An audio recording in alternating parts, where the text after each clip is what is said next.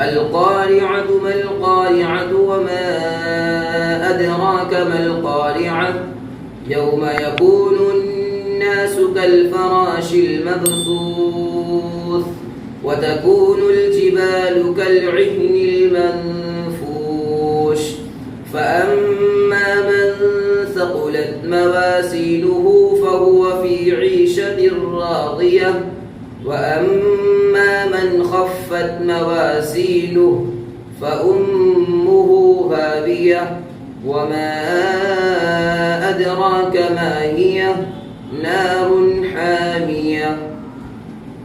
الله أكبر.